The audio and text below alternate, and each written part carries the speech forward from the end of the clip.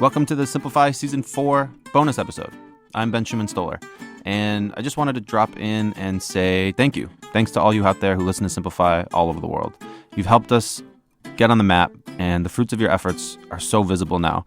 I mean, since we got over 1 million listeners earlier this year, which still blows my mind, so much has continued to improve. We've added Terence, Nat, Ben Jackson, and in the meantime, Odie, Caitlin, and I still get to keep working on this really incredible thing. I mean, we've been shortlisted for the Podcast of the Year now by FutureBook. You can check out old episodes now on Salon. We have more and more resources available on the Blinkist magazine, and we're cooking up a stellar Season 5 with more of what you guys love. So I just wanted to say thanks. Thanks for listening. Thanks for sending us emails, for your reviews, likes, comments, and for your support. Now, quickly to business. Today, we have another bonus episode. So if you're new to Simplify, yes, we do say 6 episodes, 6 ways to change your life. But the bonus 7th episodes are where we feature someone who maybe isn't as well known as our other guests, but who we think has a smart, important, and helpful approach. Someone we think you should know. So today we're going to meet Luvvie Ajayi. And if you think there's someone out there we should talk to, just send us an email. We're at podcast@blinkist.com. So with that, let's get into the episode with Caitlin and Terence. Welcome to Simplify. I'm Caitlin Schiller. And I'm Terence Mickey. Hooray, back in the studio again. We're here today to talk about the work of a lovely person named Luvvie Ajayi. She is a writer, a humorist, an activist, and a self-professed troublemaker, the best of all titles. She has a podcast called Rants and Randomness, which is where I first heard of her. But today we're talking about her book, which is called I'm Judging You, The Do Better Manual. Sounds kind of harsh. Isn't really. What drew you to her and her work in particular? Well, I said that I first heard about her from her podcast. The fact is that I first heard her on her podcast, but our awesome production assistant, Nat, was the person who brought her to my attention. Yay, Nat. Hey, Nat. Heard about Luvvie from Nat, and I listened to her podcast and immediately was really drawn to her voice. Her actual sonic voice is very warm and lovely, but so too is the space that she creates. She rants, and it can have some kind of vigor behind it, but she also makes this beautiful warm space in which her interviews happen. She often talks to people from the African diaspora in the U.S. doing really, really interesting things. One of the interviews I really enjoyed was with the editor of Essence magazine, and I recommend that one if you go listen to Luvvie's work. But I liked her voice in all the senses, and then I picked up the book and thought she'd be a cool person to talk to.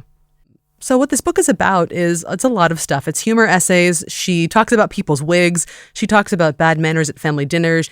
But between all of that stuff, there are sections that focus really hard on social issues. And it's here where she gets to the heart of her message, which is really get uncomfortable and tell the truth. That it's our duty, and can be a joyful duty, to be really real with each other and hold each other to higher standards than we do. And that might involve telling somebody some uncomfortable truths. I was really struck by the simple power of her message. You know, we can take for granted the ideal of truth-telling and doing right by ourselves and by others, but if we don't insist upon these ideals, it's really easy for them to erode, and so I really appreciated that. And even with the title of her book, she calls out an obvious but uncomfortable truth. We judge each other. And since nobody likes discomfort, she uses that powerful tool of humor to kind of coat the discomfort. And it reminded me of I think it's Flannery O'Connor, but the darkest truths are best told with a punchline. So good. And I think she's kind of epitomizes that message. She totally does. And it's, I'm judging you, but it's, I'm judging you with a smile and an elbow in the ribs that lets you know that she might be judging you and telling you something that you don't want to hear, but she's judging you and telling you something that you don't want to hear because she thinks you can be better than that, which is what real friends do. So without any further ado, should we just listen to the interview? Let's do it. Cool. Hi, Luvvie. Thanks so much for taking the time to come on Simplify. Could you introduce yourself, please? I'm Luvvie Ajayi. I'm a writer. I wrote a book called I'm Judging You, The Do Better Manual. I'm a speaker on all types of topics related to pop culture, media, race, and business. And I am a professional troublemaker. I have a podcast called Rant and Randomness. Essentially, I am a Jill of all trades, master of few. Cool. I think that's probably one of the best things to be in this day and age, honestly. It gives you some flexibility. Absolutely. What is your way of helping people to do better? It seems like it's to just call them out and let them know someone's watching them. I wrote this book in a way where it felt like you were at brunch with your best friend who was telling you that, like, yo, I think you're better than what you're currently doing. So a lot of the feedback that I've gotten about the book is like, people don't feel scolded. You literally feel like you're talking to a friend of yours who's just like, girl, let me tell you how you can get it together. Because Yeah. I've been where you've been. I was this person. I'm not judging you without love. Like, this is with love, but I want you to be a better person. For us to fix any major problems that's happening in the world, we're going to have to get uncomfortable. Like, people are so afraid of discomfort. It's crazy. People would rather sit in injustice than discomfort. So it's like, how about we all just get used to the idea that some things are not going to feel comfortable and harmonious. But for things to get better for the greater good of the world, we're going to have to like get prickly and feel the wincing times of having weird conversations with the person you love who's telling you what that thing that you did was not okay, or being told, hey, the group that you're a part of has been a part of like the global web of oppression for centuries, and just being able to understand that like discomfort will not kill you. Yeah. It will not kill you, but it's necessary for growth. It's like how like when babies are teething, how they're crying for 2 months because the teeth are trying to poke through their gums. Same thing. And then they get teeth and they're all good. They can chew food. But they have to go through that piece before they can get to the other side. So people are just so afraid of that piece that they'll back out of anything before it gets uncomfortable. Have you been in a situation where you've confronted someone from or you've called someone out on bad behavior and they weren't receptive to it? Some people will not always be receptive to your loving criticism or critique, and that's okay. But I think our jobs is less to worry about like how will they receive it, and more to figure out how do you want to make sure it comes across. Like, I think our jobs is less about the landing and more about like making sure we've done our part in the way that makes most sense. Because if we're always worried about how people will receive it, we will do very, very few things. So that's why I always say that like I use my checkpoints. Like whenever I want to ask somebody something or say something that feels scary or do something that's going to make a situation uncomfortable, somebody uncomfortable, I always ask myself, my 3 checkpoints is, do I mean it? Can I defend it? Did I say it with love? And if the answer is yes to all 3, I say it. And hopefully the person that you're talking to receives it in the way you intended it to be received. That's like really good practical advice, actually. Yeah. What do you think people's trouble is with receiving criticism? Because it makes you stop and say like, oh wow, I actually have to adjust something that I already do. So it's that adjustment, like having to make any adjustment as a person is not comfortable and it's not easy. Like usually when somebody calls you out on something or, says, hey, you could do this thing better, it means you have to make a certain shift. Like, oh, this thing that I'm doing, I haven't been doing it perfectly right, which means I have to change the way I've been doing it. And it's not easy. What have you been called out on and made a change? Like there are times when I'm more blunt than people are used to. So, Yeah. I mean, a lot of times I stick with what I say, but I've been called out for, I think like once I was called out for like how I said a particular statement.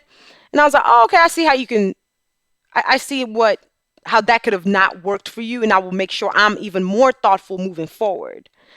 But getting to that point is making sure you kind of take ego out of the thing, right? Like you have to be able to kind of check yourself too and be like, okay, make sure it's coming from not trolls online, but people who actually love you and respect your work.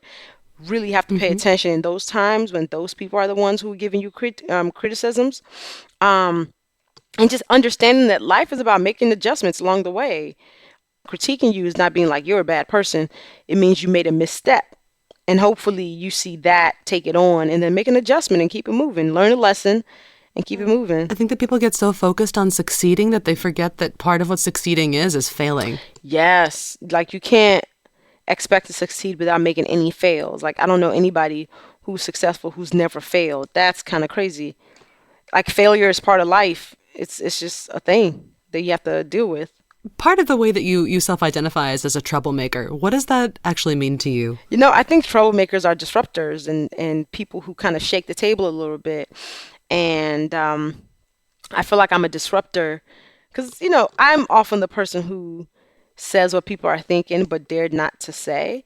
So in that way, even that makes me a troublemaker.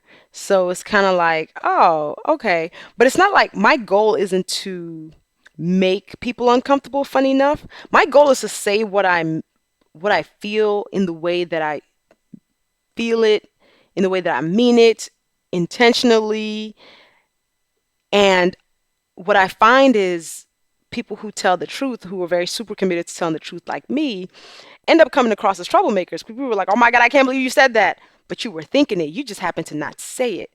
Have you heard of this Buddhist concept of fierce compassion? No, but I get it immediately when you say it. It's a concept that sort of changed my life. It's the thing that's given me any relationship with my dad whatsoever. But it's kind of another way of finding yourself into this very Christian idea of loving your enemy, which can be really hard.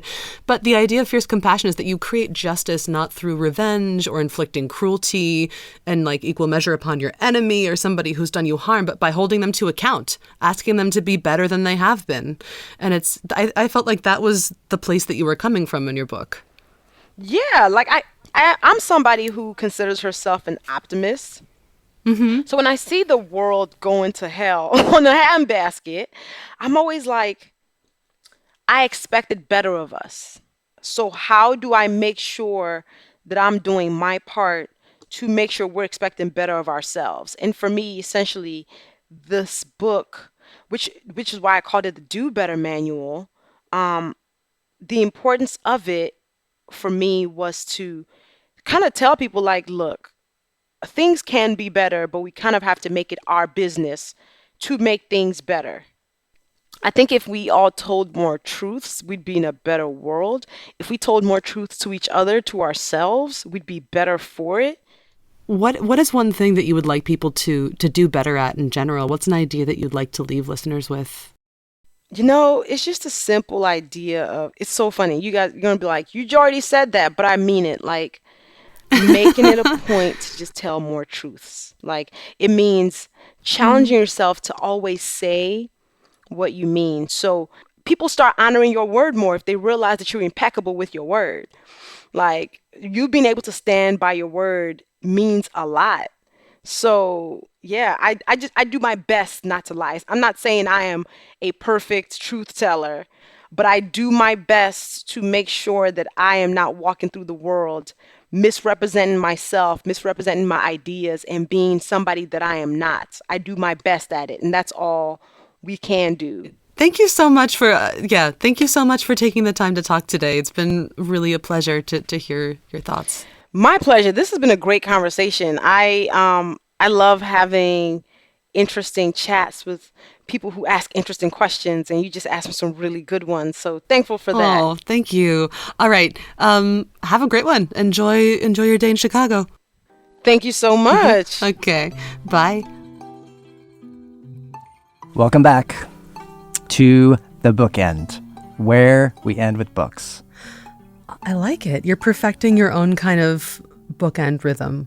I got it right this time. I don't know that it was wrong last time. We have to ask Ben for his honest opinion on how the bookend intros are. That's true. Yeah. You could give us a little grade. Oh yeah. Mm-hmm. That was cool. I really enjoyed talking with Luvvie. Yeah, like you said, she's got a great voice, great energy, really lively and a really simple but powerful message. Definitely. And to interlock with some of the things that we talked about in the conversation there, one of my favorite concepts, I guess, which is such a cheesy thing to say, one of my favorite ideas is the idea of fierce compassion, which I think that I might have mentioned on a previous episode, but it's a Buddhist concept of exactly what Luvvie's talking about. Fiercely holding one another accountable in a loving way because you believe in their inner goodness and ability to be their absolute best. I first heard about it from an episode of On Being. Endless shout outs to Krista Tippett all the time. I heard this episode on fierce compassion. I think that the episode's called Love Thy Enemy. And it really is the thing that has given me a relationship with my dad. He and I have had a difficult relationship. And if you're listening, Dad, you know that I say this with love too. It's been tough. And what this idea of fierce compassion brought to me was that it was okay for me to tell him that I wasn't satisfied with how our interactions were anymore, and that I wanted more and always had. And the fact of the matter was that once I got brave enough to do that, it came to light that he did too. And we had this long, really honest conversation in which tears were shed on both sides. And we both pledged to do better by each other. And I think that at 33, I have a better relationship with my dad now than I ever had before. And it's because I was given this tool to understand our relationship could be different and come from a place not of anger on either one of our parts, but on belief that we could be better than we were. Were you afraid to hurt his feelings by being Absolutely. honest? Yeah. And I was afraid of being uncomfortable.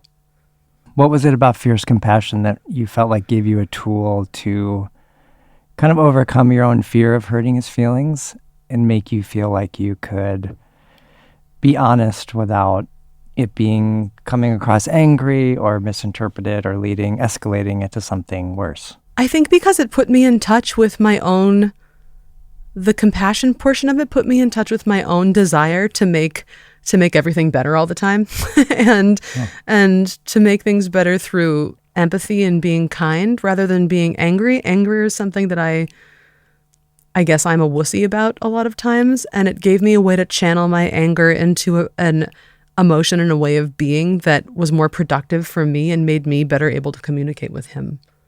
That makes sense. And I think that fear of hurting somebody is the biggest barrier to truth-telling. So what books did you pick that kind of were relevant to Luvvie? Relevant to Luvvie. All right, I've got two. The first one is Why I'm No Longer Talking to White People About Race. It's an excellent book. It's by a Black British journalist. Her name is Rennie Edo-Lodge. It takes you through the history of Black Britain, starting with the London race riots of the 1980s, and it dismantles the myth of race blindness. It talks about concepts like positive discrimination, which is a way of creating opportunities via looking purposely to include people who are unlike yourself rather than remain blind to them or exclude them. And it's informative, it's detailed, it's fair, and it's full of information that we all either need to learn, white people like myself, or see reflected to us in today's cultural climate. Sounds great. It's really, really, really great. How about you? Why don't you do yours? I picked Trickster Makes the World, or Trickster Makes This World. Ooh. It's by Lewis Hyde. He's most known for a book called The Gift. Oh. But this one is about the myth of the trickster in like Scandinavian, African, American Indian culture. And I picked it because Luvvie introduces herself as a troublemaker. And I think of her method as almost trickster-like in that she's holding two opposing ideas, not dissimilar from your fierce compassion. And Lewis Hyde kind of looks at those figures in our culture, everyone from Frederick Douglass to Allen Ginsberg, as people in the culture who are kind of making people feel uncomfortable and creating ambiguity in the service of some kind of larger truth. That sounds awesome. It's a great, Lewis Hyde goes down so many rabbit holes and does such a comprehensive look at the idea of the trickster. It's one of those like amazing reads where you feel like you've read 10 books in one. That sounds so great. Every time you have a book recommendation, I just want to take it from you immediately. Terrence makes the mistake of bringing his physical copies, and I just want to yoink them. I'm not going to let go of this one. This is one of my favorite. I'll have to go get it myself. Very cool. Thanks for that one. We'll give you one more to round it off. And this one is a little bit more office world. We can totally go there with this topic, I think. It's called Radical Candor. It's by Kim Scott. Have you heard of this one? Okay, it's fairly new. It advocates for being radically honest, not brutal, but radically honest, because this fear of hurting people that we've talked about can create the most suffering. There's this example of how when Kim Scott was working as a manager at Google, she had just given some sort of presentation and taken questions from the audience after. And her supervisor approached her later and said, hey, you did really well with this, this, and this, but you just undermined yourself via all those ums you used. Somebody who is as smart as you are shouldn't be doing that. So find a way to fix it. It's going to make you way more powerful. And she was kind of blown back by it. But then she went and she worked with a public speaking coach and found that her talents improved immensely. So she advocates for giving people the gift of being really, really honest in a kind way because it allows them to work on something in themselves that they don't necessarily see. I think people appreciate you more when you're honest with them if it does improve their performance or their any part of their life. Yeah, because it also makes you feel safe with them. Yeah. I mean, when you're with someone who is dishonest, you feel extremely unsafe and you don't really know what's true or not. So even a compliment is kind of worthless because you're questioning whether it really means what it means. Absolutely. I actually think that has a lot to do with why it was so wonderful to talk with Luvvie and to read her book and the space that she creates in her podcast. You know that because she's being honest with you, it's safe to just be yourself and make a mistake. And that is so, so critical because it's not that she's holding you in judgment negatively forever. It's that she's going to tell you it's wrong and then wait for you to fix it because she believes you can and should. Yeah, that's a great combination. Cool. I guess that's it. Should we take it out? Yeah, let's wrap it up. As you probably already know, but if you don't, here it is. Simplify is brought to you by Blinkist, which is an app. We pick out the key ideas from the world's best nonfiction books and distill them into smart, effective overviews that you can read or listen to in about 15 minutes. We made a voucher code for this episode. You can go try Blinkist and read at least 2 of the books that we just recommended, Radical Candor and Why I'm No Longer Talking to White People About Race, on Blinkist. So go to Blinkist.com/friends and type in the voucher code Troublemaker. And you can try Blinkist for free for 14 days, which is more than long enough to read both of those books and more. This episode was produced by me, Caitlin Schiller, Terence Mickey, Nat Dorishkina, Ben Schumann-Stoller, Ben Jackson, and probably Odi Constantino in there somewhere. We're not really sure he's totally back from his Cypriot vacation yet. He got stranded on an island. It's a really long story. As always, we love to hear from you. You can tweet me at Caitlin Schiller, Ben at Beasto, and Terence, if you want to talk to Terence about his book racks. Terence _Mickey. Yep. Or write to us at podcast@blinkist.com. We live for those emails, or I do. It means so much to hear from you and to hear what we're doing wrong and what we're doing right and what you want more of. So write to us. All right. That's it. That rounds out season 4. Thank you so much to everybody for supporting us, for listening, for recommending, for giving us your ears. We know that you could be listening to other things, and we're so glad that you spent your time with us. And thanks to everybody within Blinkist without whose support the show wouldn't get made. So I guess that's it. We'll be back with season 5 and more adventures for your ears in early 2019. So in the meantime, write to us, say hi, and till then, this is Caitlin checking out. This is Terence checking out.